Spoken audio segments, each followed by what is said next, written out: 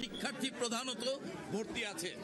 এছাড়া বিভিন্ন হাসপাতালগুলোতে ব্রড ডেড মানে মৃত অবস্থায় আনা হয়েছে, সেরকম সিএমএইচ এর মৃত অবস্থায় আনা হয়েছে 11 জনকে, কুর্মিটোলা জেনারেল হাসপাতালের মৃত অবস্থায় আনা হয়েছিল 2 জনকে, এই বার্ন ইনস্টিটিউটের মৃত অবস্থায় আনা হয়েছে 1 জনকে, এবং এছাড়া কুর্মিটোলা কুয়েত মসজিদ ঢাকা মেডিকেল কলেজে নেয়ার পরে 1 জনের মৃত্যু হয়েছে। সর্বমোট 16 জনের মৃত্যু নিশ্চিত করা হচ্ছে এবং ভর্তি অবস্থায় 70 জনের মতন বিভিন্ন হাসপাতালে চিকিৎসাধীন আছে। এর মধ্যে এই বার্ন ইনস্টিটিউটে এই মুহূর্তে 48 জন ভর্তি অবস্থায় চিকিৎসাধীন আছে, যাদের মধ্যে এই বিভিন্ন হাসপাতালে চিকিৎসাধীন যারা আছে তাদের মধ্যে বেশ কয়েকজনের অবস্থা বেশ হুমকির মুখে।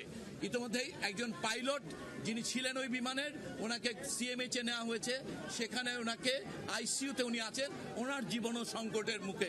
এই অবস্থায় আমাদের বলতে পারি আমরা দেশের এইটা একটি অন্যতম রিসেন্ট সময়ের বড় ধরনের দুর্ঘটনা এবং এই রকম মৃত্যু এবং আহত, এবং এর মধ্যে একটা বড় অংশ আমরা যেভাবে বলছি এটা ইনহেলেশন ইনজুরি হয়েছে তাদের, অতএব সেটা ইমিডিয়েটলি অ্যাসেস করা যাচ্ছে না, এটা বেশ কিছু সময় লাগবে অ্যাসেস করতে তাদের ঝুঁকির মাত্রাটা কত।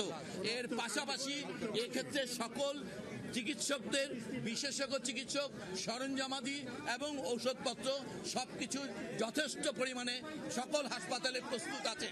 এছাড়াও আপনারা সবাই মনে করেন যে রক্তের প্রয়োজনীয়তা, কালকে সকাল 8টা থেকে এই হাসপাতালগুলোতে যারা রক্তদানে আগ্রহী তারা আসলে স্ক্রিন করে তাদের রক্ত নেওয়া হবে।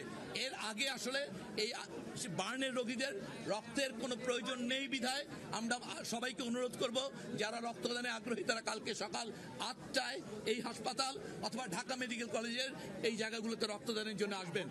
এবং এছাড়া একটি হটলাইন সম্পর্কে প্রেস সেক্রেটারি প্রধান উপদেষ্টা দপ্তর থেকে ওনারা আপনাদেরকে প্রেস নাম্বার দেওয়া হয়েছে, ওই হট নাম্বারে যোগাযোগ করবেন যারা আত্মীয় এবং পিতামাতা তারা সম্বন্ধের জন্য। আর এই একটা জিনিস প্রথমে বলা দরকার যে বার্ন রোগীর ক্ষেত্রে সবচেয়ে প্রধান হুমকি হচ্ছে সংক্রমণ। সো আপনারা দয়া করে হাসপাতালের ভেতরে প্রবেশ করা থেকে বিরত থাকবেন। আমাদের এইখানে হেল্প ডেস্ক এবং আমরা একটা নাম্বার বলছি যে নাম্বারে 01949043697, আমি আবার বলছি 01949043697 এই নম্বরে, অথবা এই বার্ন ইনস্টিটিউটের বাইরে হেল্প ডেস্কে সবাইকে সাহায্য করা হবে। দয়া করে আপনারা কেউ হাসপাতালের ভেতরে প্রবেশ করবেন না, এতে আসলে এই যারা নাকি এখানে চিকিৎসা নিচ্ছে অথবা অন্যান্য হাসপাতালে তাদের জীবন আরো বেশি হুমকির মুখে পড়বে। আপনাদেরকে সবাই দোয়া করবেন, যারা এই শিশু বাচ্চারা যারা আজকে বিভিন্ন হাসপাতালে চিকিৎসা নিচ্ছে তাদের জন্য দোয়া করবেন আপনারা। আমরা চিকিৎসকদের পক্ষ থেকে, সরকারের পক্ষ থেকে এবং আপনারা যারা আগামীকালকে রক্ত দিতে আসবেন সবাই মিলে আমরা চেষ্টা করব এই শিশুদের সর্বোত্তম চিকিৎসা দেওয়ার।